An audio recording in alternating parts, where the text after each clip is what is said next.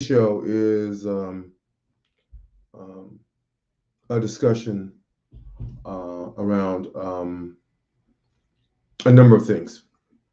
And first of all, I want to thank folks for their support over these last couple of years. Um, and today is my grandchild's birthday. Kaylee, she's 11, turned 11. And as always, I want to thank her grandparents and particularly her grandmother, for uh, supporting her and taking her in and loving on her in all kinds of ways. And so, kind of wanted to talk always about a couple of things. And one of the big things now is breast cancer month, breast cancer year. And I kind of went back and saw what we talked about this time last year, and that's where all this comes back up because we were dealing with the year without Jamie, her mother, my granddaughter. And so I kind of thought it was appropriate to kind of uh, dedicate this show uh, to her and my granddaughter and all my granddaughters. And like last year and this year, I'm telling you, when you get their boosters. Um, this is the medicine hour, so we're going to kind of always move back to the approach that got us here. And so I got my third vaccination, and if Kaiser had not been striking, I would have gotten my fourth, and that's what I'm going to do. I implore everyone to get their vaccination. And particularly from the literature, the children are going to be hard hit. So adults that get sick and get their kids sick, and then the kids get sick, and then you're wondering what happened. Um, so I want to kind of thank, like last year, Fannie Lou Hammer in 1968. She was tired of being tired, and this black woman, I think, kind of epitomized the strength and power of a strong black woman, and and shows that even she was a victim of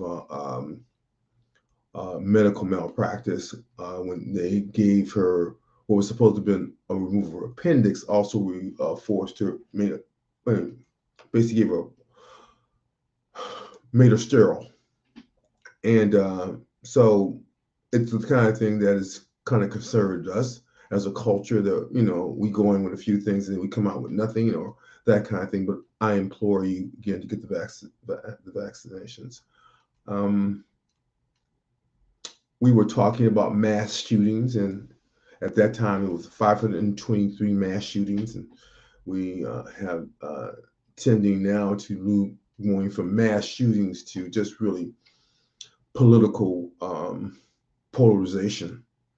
And I guess we'll talk about that. And again, the California Care Act has went into effect and it is now a law, and it's a system to for folks that have mental health challenges and are not being treated and refuse treatment, and family members or will be able to say we think this person is a danger to society and his continued or her continued unwillingness to get treatment poses a threat to the community. I don't know if that's true or not, but that's what the dialogue is. And I've been talking to, when I was in mental health practice a couple of years back, that this law was coming up and that folks need to kind of understand the implications for that in terms of their personal freedoms and, what the impact it could have on a family, and the person that's going to be subjected to the care. And well, it's either that or what we have now, which is a number of folks that are home that have mental health challenges that are sleeping any and everywhere, considered to be a health care uh, crisis as well as a humanity crisis. So you have to kind of pick your battles and decide what you want to have happen in the community and in the uh, area that you live. Um, I don't know if it's not the perfect solutions, but it's a solution when nothing really does exist. Um, and I've always said the view of education is the best medicine is, has, and will always be to see the unseen while shining a light on the darkness of the community in our world. Um, Again, I want to say happy birthday to Kaylee. She's 10 now, 11. She's one of four granddaughters, and I love them all.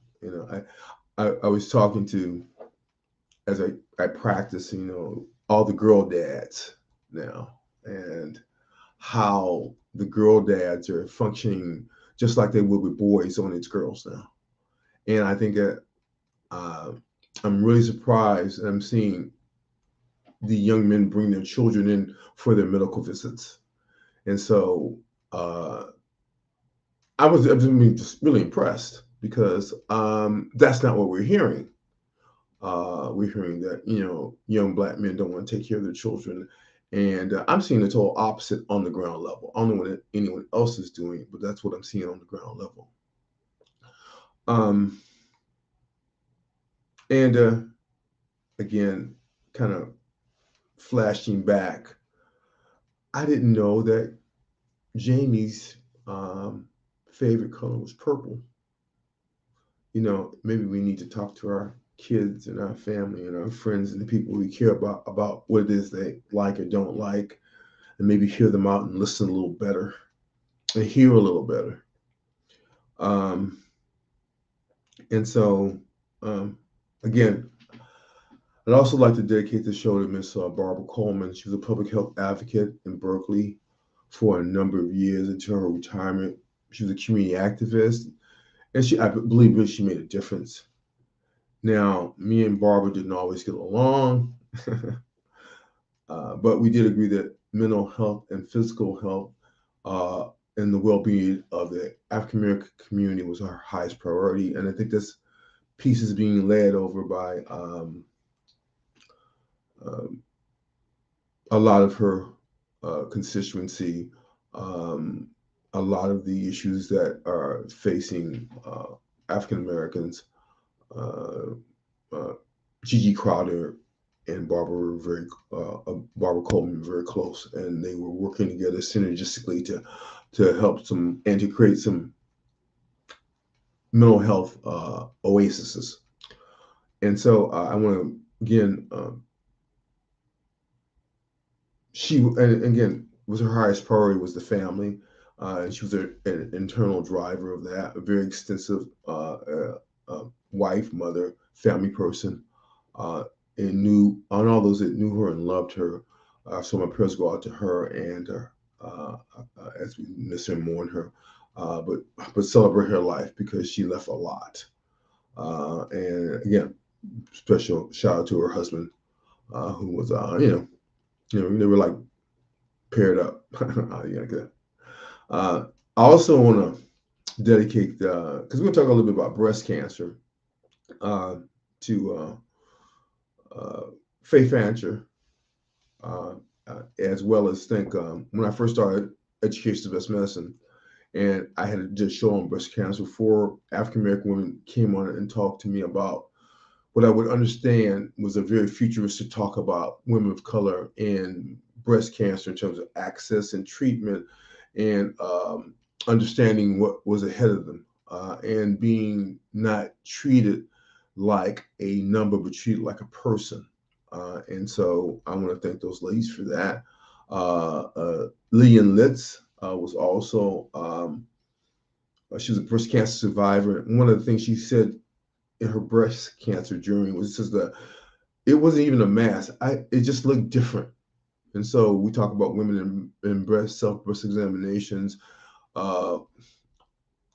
being of limited value. I think that, when you didn't have high speed mammograms and ultrasounds and a better screening program, then that's all we had left, particularly in the African American community. So, um, in some cases, visuals, well, physical exams and showers saved a lot of African Americans' life because they got into treatment early. And I think that's the take home message, to get a mammogram treatment early, because there was some data being thrown around that we have a really low percentage of breast cancer because of the screening, early screening, early access to care. And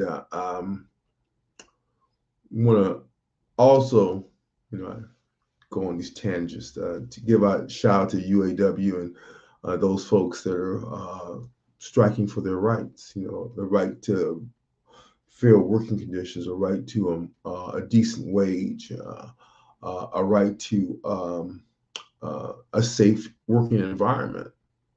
I don't think that should be an issue uh, with anyone, given the fact that our large workforce population is female.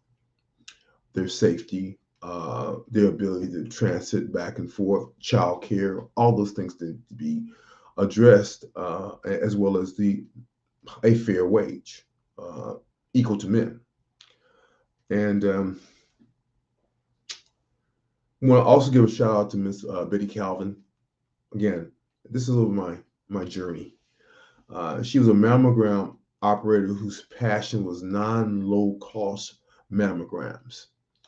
And she essentially created this van system with the mammogram machine in the van, and she took it around and not only did the mammogram, but provided for, next level, next step care. In other words, referrals to providers that would address the treatment, breast cancer. And again, one of the models, clinical, shared decision making, patient centered models that I saw. But I do want to be clear that heart disease is still the number one killer of women in America, and particularly Black women. And let's just kind of revisit some of the facts. Heart disease is the leading cause of death for women in the United States, killing greater than 314,000 women in 2020. That's about 1 in every 5 deaths. So you count 5 females, 1 death, 5 females, 1 death. Gets to be a large number of people that we lose to breast cancer. We lose to heart disease. Breast cancer too, but heart disease is just, the numbers just staggering. So heart disease is the leading cause of death in African American and white women. See, there's some equality in the world. You may not live right, but we can all die of the same thing, I guess. So again, back to early prevention by early mammogram, early screening, accessing history, that kind of thing. Just being aware that you are at risk as you age and you cease to have cycles. So in terms of heart disease, heart disease is the leading cause of death among African American and white women in the United States. Among Indian, Alaskan, Native American women, heart disease and cancer cause roughly the same number of deaths each year. For Hispanic and Asian or Pacific Island women, heart disease is second only to cancer as a cause of death. So it's an equal opportunity killer of women of color in terms of heart disease. I know we're focused on breast cancer, but I just want to always emphasize, I want to continue to emphasize, I want one day when women come into my office and I ask them, what's the number one killer of women of color overall? They still say breast cancer, and it's not. It's heart disease. It's heart attack and stroke. It's cardiac arrest. About 1 in 16 women aged 20 and older, or 6.2% of the population, have coronary heart disease, the most common form of heart disease. And coronary artery disease is a discussion around the vessels diseased by a number of things, usually fat. Now, cholesterol is good, but fat and cholesterol in the wrong places is not. We need cholesterol for uh, circulation, for energy transfer, for how we look. Um, but we don't need it clogging up the vessels in our brain, our eyes, our heart, our kidney, our my penis, women's vaginal areas, vessel disease, because blood flow. All our organs work by blood flow. They don't work by not having blood flow. They work by full complement of blood flow, and those vessels not being narrow so that blood flow does not come. So that's why one of the precursors to cardiac arrest, heart attack, stroke is and has always been coronary artery disease, second to arteriosclerosis, hardening of the arteries from take your pick, and including that's why diabetes is so significant because it creates a um, mix through the blood that has sugar if you have diabetes or have elevated blood sugar, and fat if you have elevated lipids or elevated cholesterol or bad carrying cholesterol or triglycerides. And so all these things together create a mix in the vasculature that as these products travel through the vessels, they just don't travel. They stick to the sides. They block up vasculature. At about 80% of blockage, then people tend to have cardiovascular issues, cardiac arrest, which means sudden death, risk of sudden death, heart attack, stroke, disability, heart disease. And about one in 30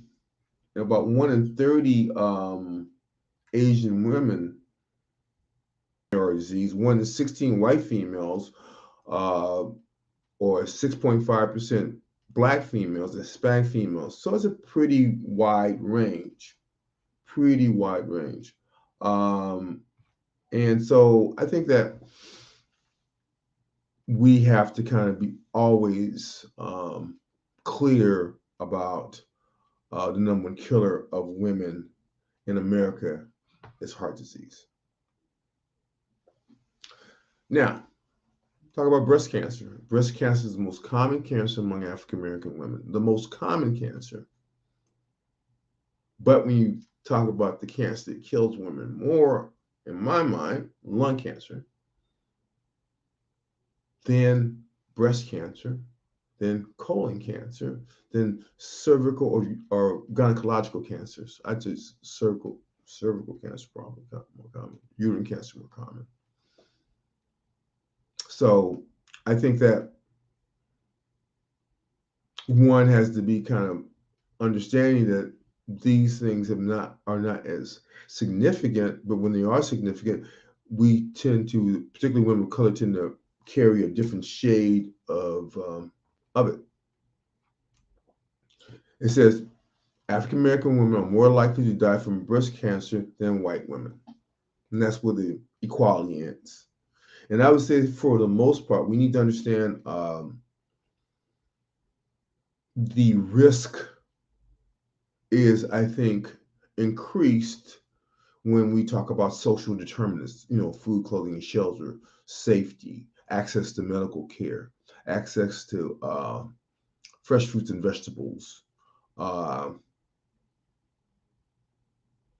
living in a clean and safe place. Those things always either increase our longevity or decrease it.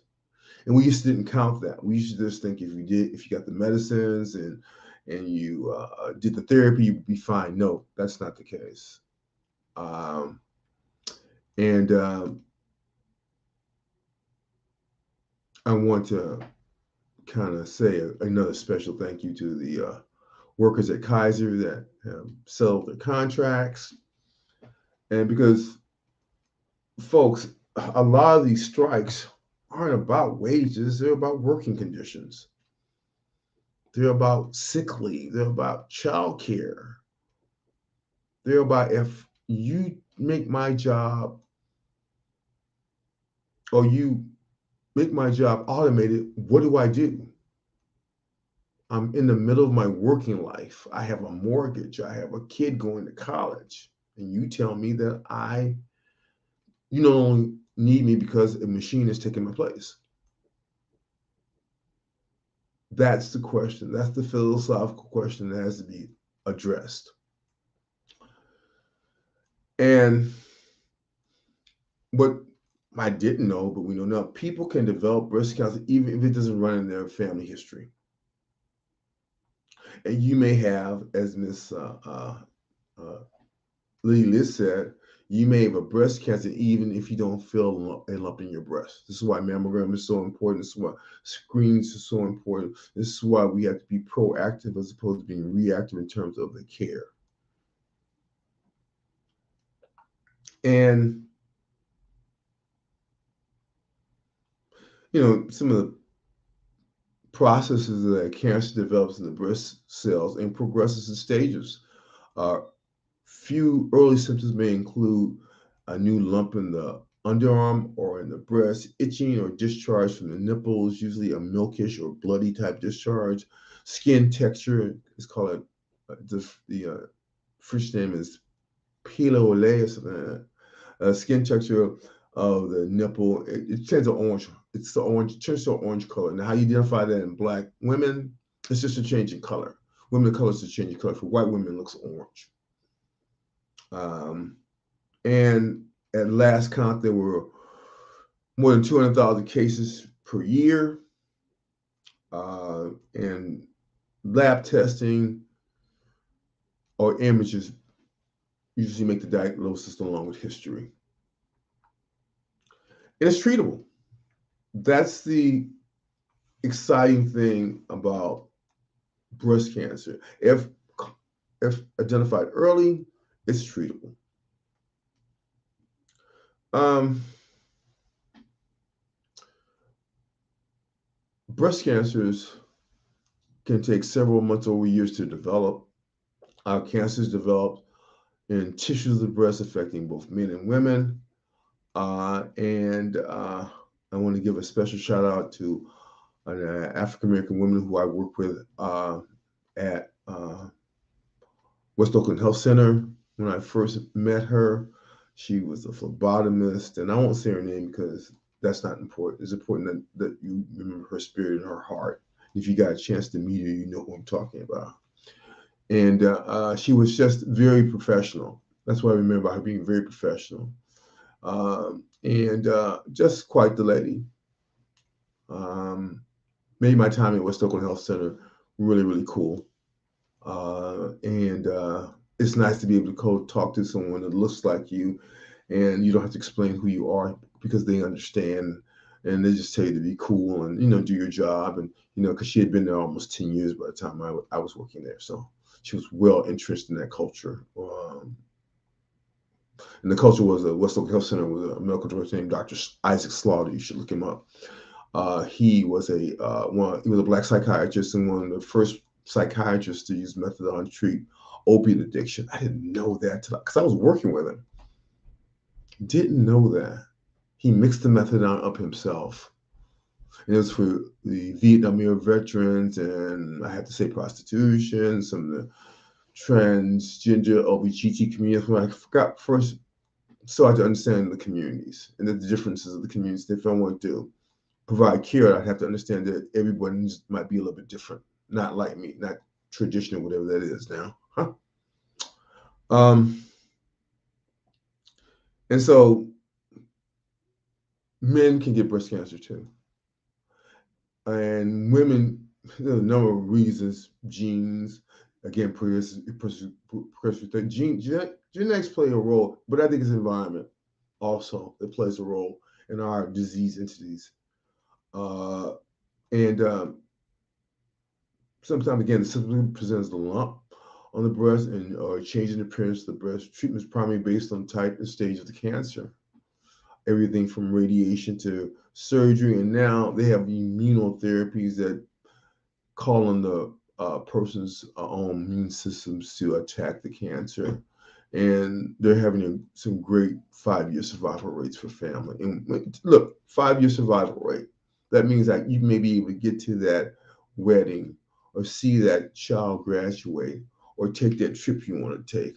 Not necessarily uh, forever, but a lot of the data shows that folks that get in and get treated early have a substantial chance of survival uh, or quality of life. And it's like anything, it changes. Um, and in many cases, symptoms. In many cases, they may go unnoticed until it becomes severe. It may include a lump or mass in the breast that uh, feels different than the surrounding tissue. That's why breast exams were done, because when I started practicing, mammogram wasn't as accessible. Yeah, I'm an old guy. I'm 68. Mammograms weren't as accessible as they are now, and what and the technology wasn't such to identify these breast cancer masses at a very, very, very small stage. Subsequently, if women are at the lump stage, they've waited too long, of course, or they have not been screened, of course. This is why the advocacy is for women to get their mammograms. And I know they're painful. It's cold. We haven't improved that technology. Sorry about that. But less radiation, more quality in terms of the folks that are reading them. Got really good experience. You have a group of folks that just focus on reading mammograms, and so it's a high level of specificity. Discharge from the nipple, breast rash. That's why you need to get a physical exam. And because I think skin cancer is number 3, and it's an equal opportunity disease. Everyone can get skin cancer. Although people of color are less likely, they still can. And particularly around there's also usually some breast pain, the inverted nipple, or the nipple moving to a right or left direction when in reality just would stand straight out. Um, Scaling, like kind of a dryish, flaky appearance, almost like dandruff. It's just dry. Peeling, flaking skin over the breast, particularly in the dark area around the nipple. And some of that is, I think, that the cancer is drawing on all the blood supply and nutrients in that area to keep it growing. So this is why you used to have a discussion around, dividing a woman's nipple or men's nipple into quadrants, and one particular quadrant, I think it was the left upper right quadrant, was really more significant for breast masses, but they can happen over the entire breast. So that's why you have to examine. That's why the mammogram assists the entire breast, not just parts of it. And some of the treatments are probably based on the stage of cancer. Chemotherapy drugs that are recommended for or after surgery to reduce mass size and spread and reduce reoccurrence. And so, again, I think the treatment is highly evolved now, and used to be just surgery, or used to be just surgery and radiation.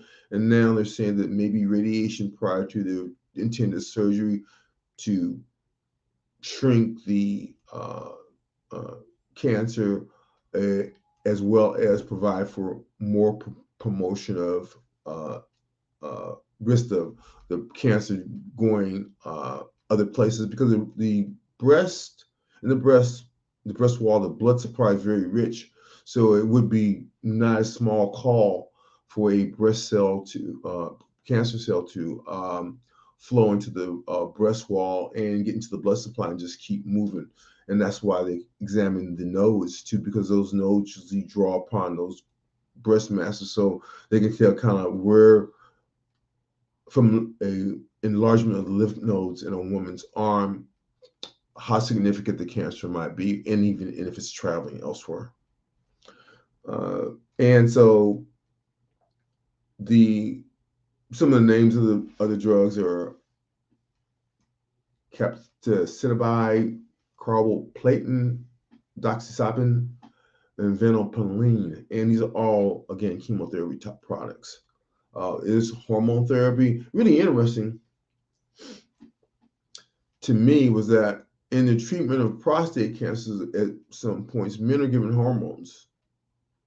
I had a patient who was over at UCSF, and one of the treatments that he was getting, a hormone, female hormone, and he said that it slowed down the growth of the cancer. So I don't know if the mass that was, they had, again, what they do is they sample the tissue to see if it's have more of a progestin or estrogen flavor, and if so, then you provide treatment to counteract that particular hormone.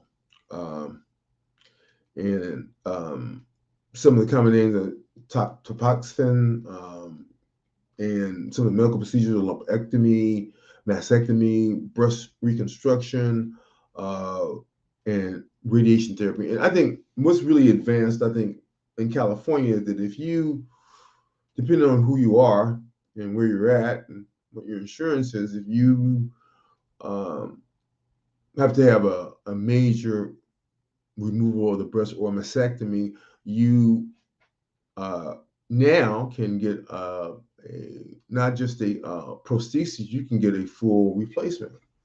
Um, and up at that time, there were just women were getting a surgeon, and they would walk around with one breast, and it was really kind of traumatic for them. I could see how would be. Uh, just think if a man had to have one testicle removed, and there was an option to get another one. Okay, makes sense. So if we equate men's testicles with women's breasts, that's what you would feel about the loss of one or the other. Um, we don't know what causes breast cancer. I think a lot of things happen. Genetics, environment, luck of the draw, um, diet, um, chronic illnesses, that kind of thing. Uh, but we know risk factors of family history. If your mother had breast cancer, you're more likely to be at risk for getting breast cancer. If there's a direct line from, for say, your mother to her sister to grandmother having breast cancer, you're more likely at risk and need to probably have more advanced screening. Um, the age that's most at risk at this particular juncture is 40 years of age. Uh, 40 years of age is the kind of the area where we want to make sure that women get really into the healthcare system and make sure they get their mammograms, and they should have had, you know, a mammogram or been told that at 39 you need to get one. And if you are higher risk, maybe at 35, which means higher risk means that you have family members or either your mother or your aunt or the great grandmother had breast cancer. Again, a personal history of breast cancer.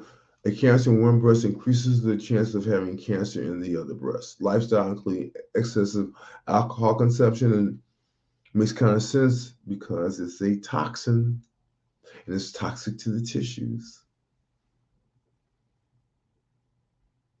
That's why we don't want women to drink. It increases the risk of breast cancer. We want to reduce the risk of breast cancer. So instead of having, because to me the paradigm has changed because more women are working, they have access to funds, they buy what they want to buy to drink now. Don't matter. And I'm not one to say that's, it is your business. It was my business to stop. It'll be your business to stop. Uh, I just think that a lot of things are placed in our community, in our culture, to sabotage us. And then when it sabotages, we wonder why we were sabotaged. Environmental factors like exposing to radiation, again, exposures in general, being homeless makes you more at risk for breast cancer, not as well as your safety. Uh, Obesity, overweight. I hate to beat this horse about obesity, and but one of the things that we're finding in healthcare is that I find that when a person is overweight, that means we define that as uh, a body mass index greater than 25, then they are more likely to have problems with any particular condition. Diabetes, hypertension, cancer, mental health. They just are. And men too. I know this is a conversation about breast cancer, but men are too. And menarche, having periods at a younger age and menopause at an older age.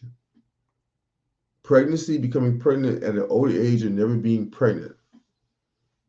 And that's kind of interesting. I'm thinking now more that and I keep saying this, is that when women get pregnant, they need to be evaluated a year prior to the pregnancy, during the pregnancy, and a year after the pregnancy, because of the risk of maternal mortality.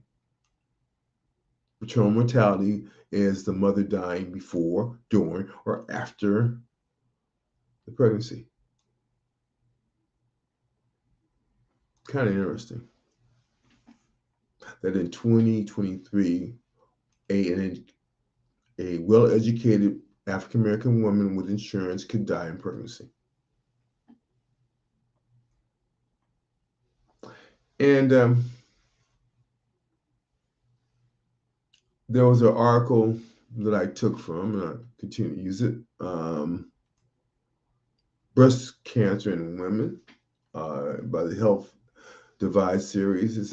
And it talks about finding a an lump in your breast can be terrifying, whether it's discovered during a routine physical exam or self-exam or instantly when you're putting on deodorant.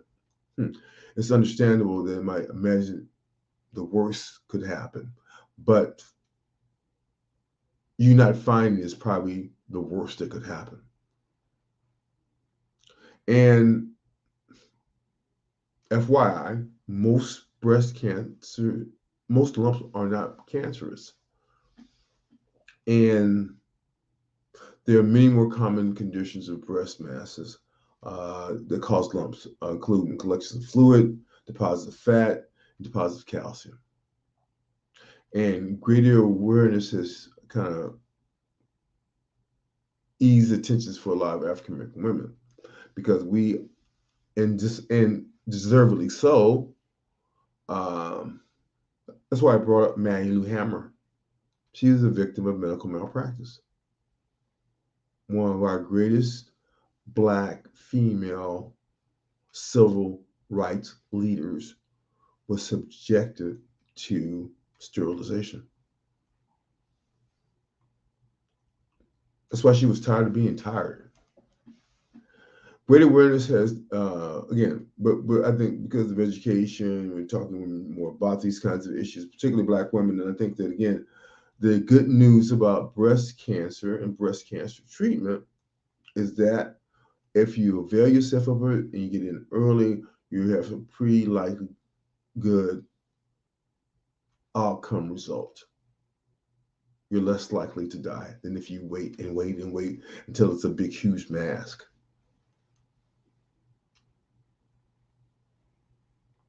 Anyway, it says previously, Black women were found to have a slightly lower incidence of breast cancer than white women, but the gap closed, and the medical community is not sure why. What's most striking is the mortality rates have been the two which are most markedly different, with Black women having 40% higher likelihood of dying from breast cancer than the women of other races. 40% likelihood. This is why you got to get screened. This is why you got to get follow-ups. If there is a suspicious lump in your breast, if there is a suspicious discharge from your breast, and you're not on a psychiatric medicine,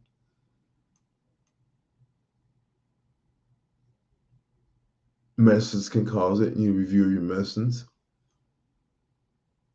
and then you need to have that discharge placed on a slide so they can view it.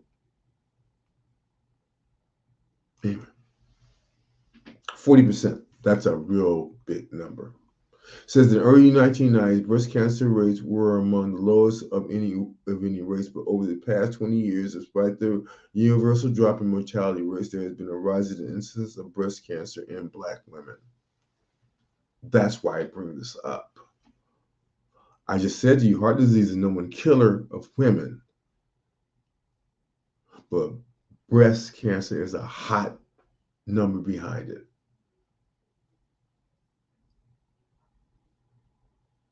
Preventable, treatable, early diagnosis, early treatment, not just the breast cancer walk.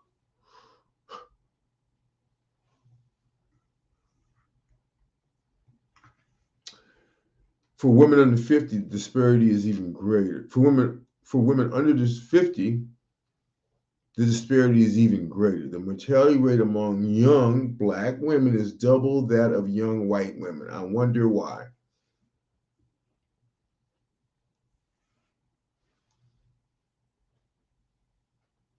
I'll read it again.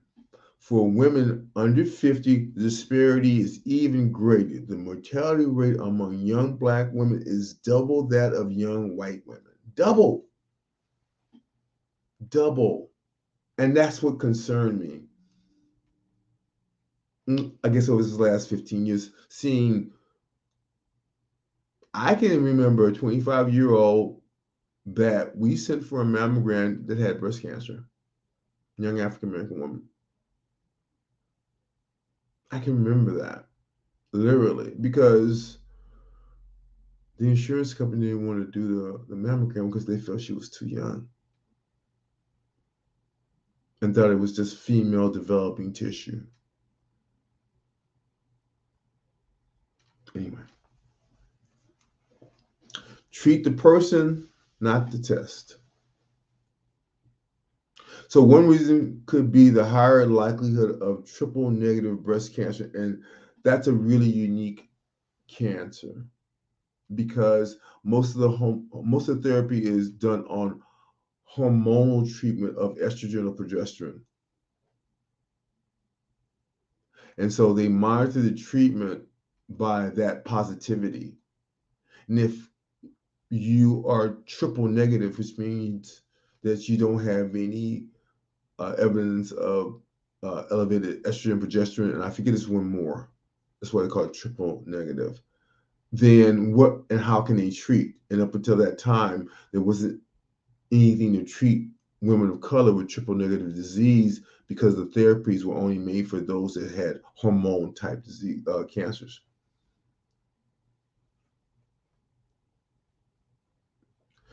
Um, and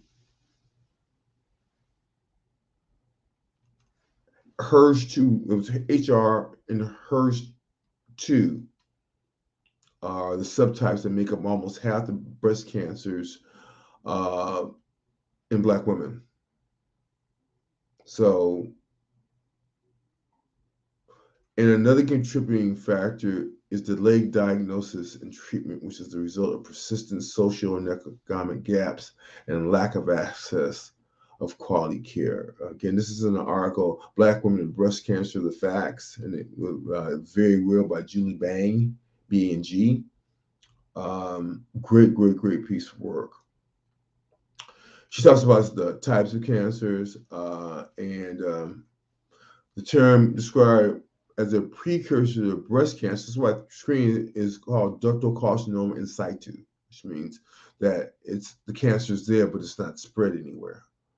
Uh, and the milk ducts have become cancerous, but those cells have not yet invaded the surrounding tissues. That's why there's this really, really short window for assessment, diagnosis, and treatment for women. It could be mammogram schedule, but I'm going on a cruise. You go on the cruise, you come back and discover that you have a lump in your breast. Non painful, just know it's not right. It just looks different. It says that ductal carcinoma in situ is often discovered on mammograms, and if left untreated, it can progress to an invasive cancer. I think that's the take home message, that you can't poke the bear. If you have a positive mammogram, you need to proceed to treatment. Treatment that is going to be effective in resolving the cancer. The reason why I say this also is that too often, um, and this was cervical cancer, Coretta Scott King's children took her to Mexico for um, Mexican pit treatments to treat her cervical cancer. When she returned, she died.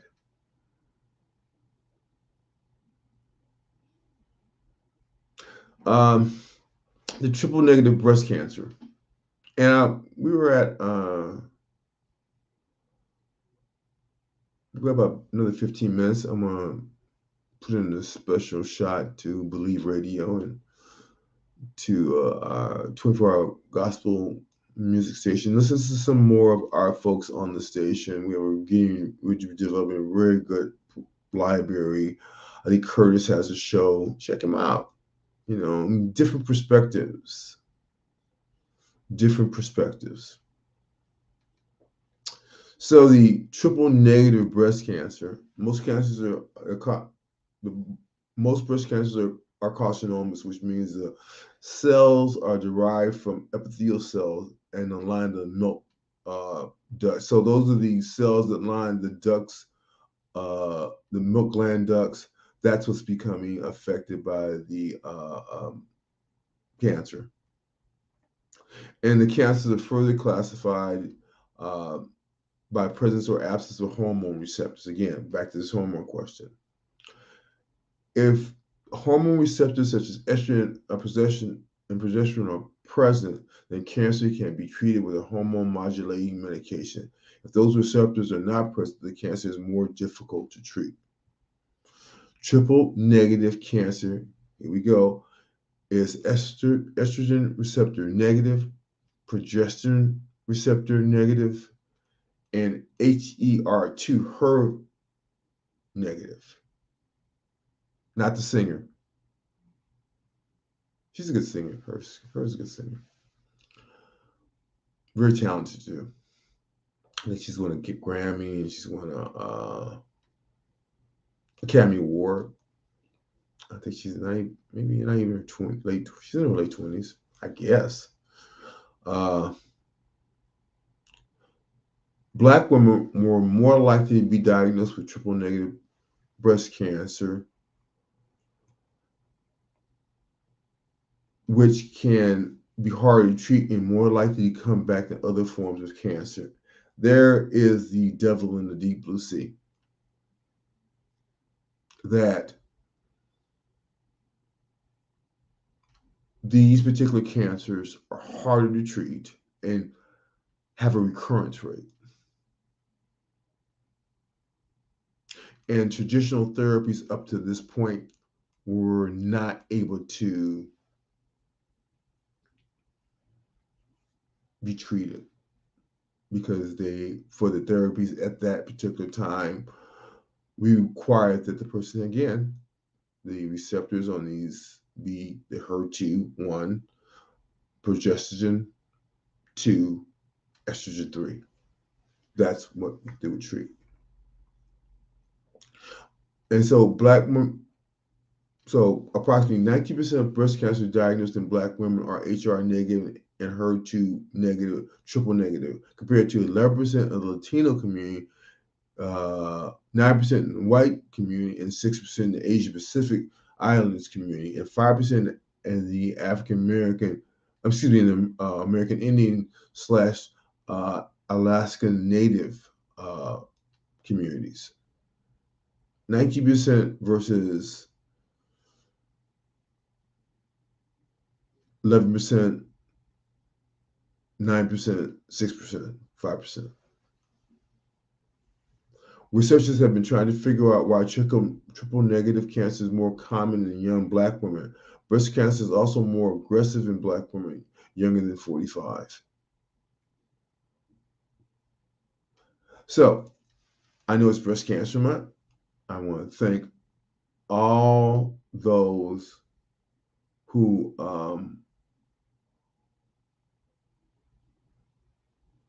help in this fight, either raising money or research or both. Um,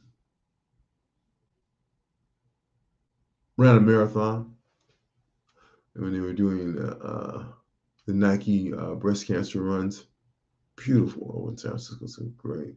25 miles, I tell you, it's true. Anyway, research shows that Black women may have a higher risk of hormone receptive negative cancers if they have 3 or more children at any young age. That would have, man, that's a lot of women of color. To have 3 or more children or never breastfed. Not your ex. I'm kidding. No. Have a higher risk waist to hip measurement. Not necessarily obese, but a higher waist to hip measurement.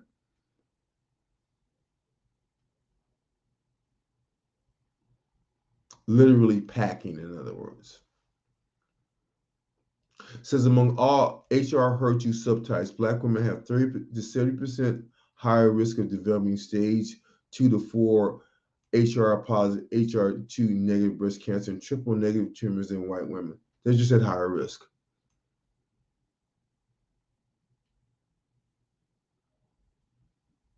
Just at higher risk. Just being a Black woman is a higher risk.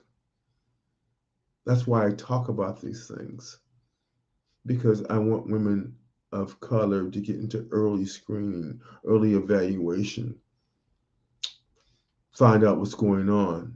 Did your mom have breast cancer? My mom had hypertension. Did your grandmother have breast cancer? Then your aunts, direct line aunts, have breast cancer. Puts you at risk. And some of the different other types are inflammatory breast cancer. Inflammatory breast cancer, rare but highly aggressive invasive breast cancer. Inflammatory breast cancer only accounts for 1 to 5% of all breast cancer, but Black women are 70% more likely to have inflammatory breast cancer. Inflammatory breast cancer affects 4.5 Black women out of 100,000 compared to 2.6 women of color um, in a study in breast cancer research and treatment. So this I want to wrap your head around this because I want it to make sense to you that in reality, although a smaller percentage, the breast cancers that Black women get are more aggressive, harder to treat, less responsive to therapy, and dominate the percentage for the women. Inflammatory breast cancer, 70% of women that get it are Black women? That's crazy. We've got about 5 minutes to go.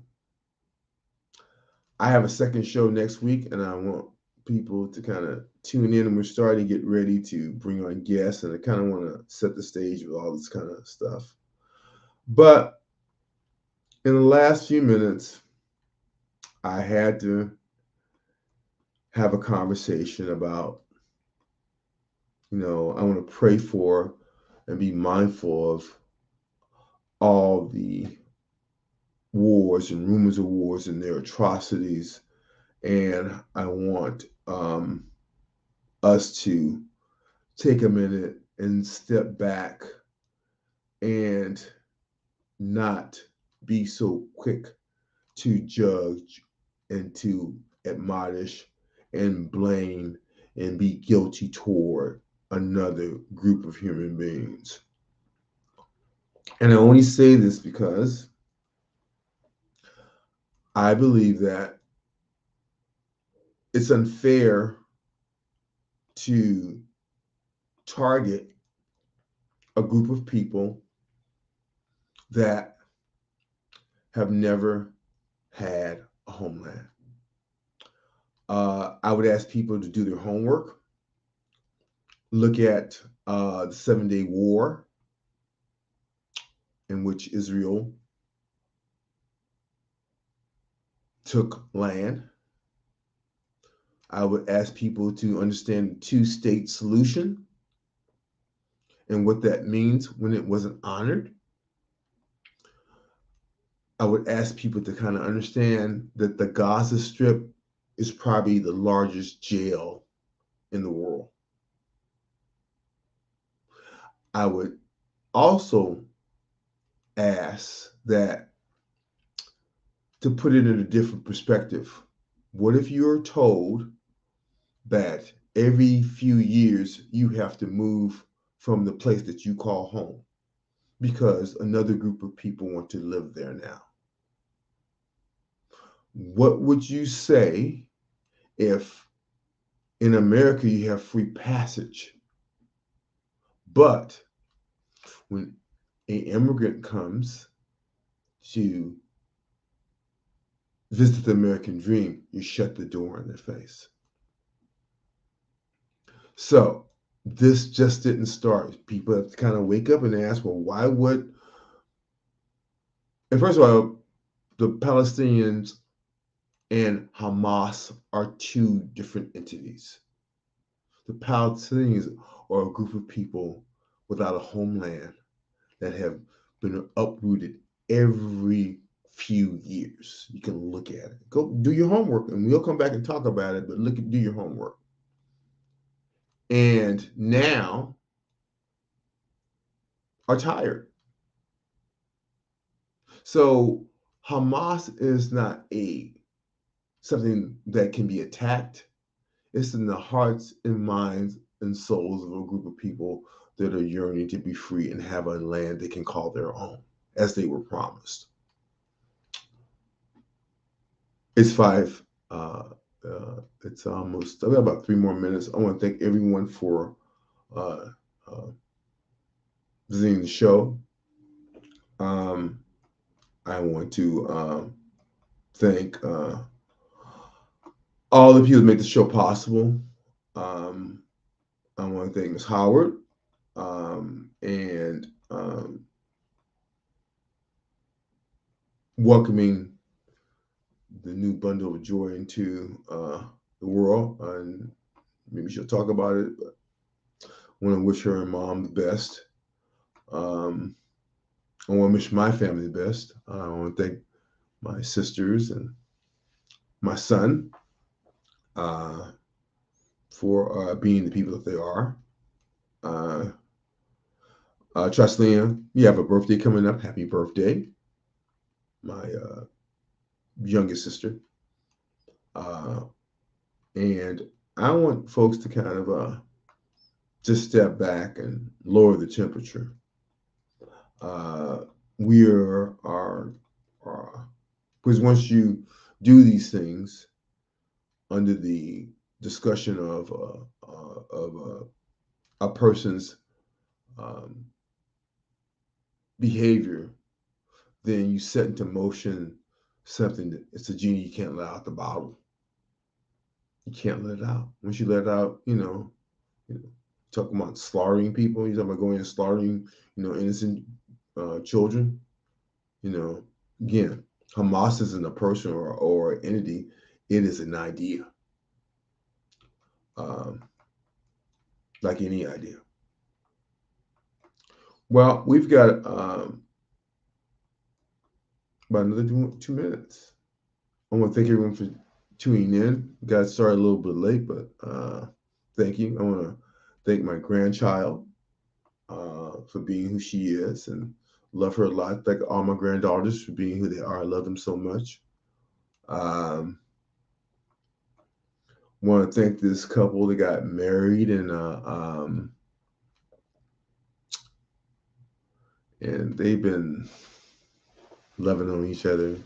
Family member that recently got married in French camp last weekend. Great wedding, great event, um, and I wish them well on their journey. Um, Marvel, guess it takes two, right? Anyway, want to say goodbye to everybody. We'll see you next week. I'm gonna continue to talk about breast cancer and I got a few other things going on.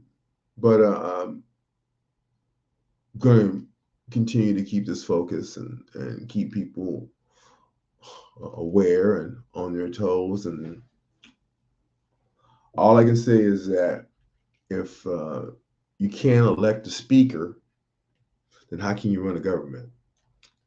Everyone have a great one. Thank you.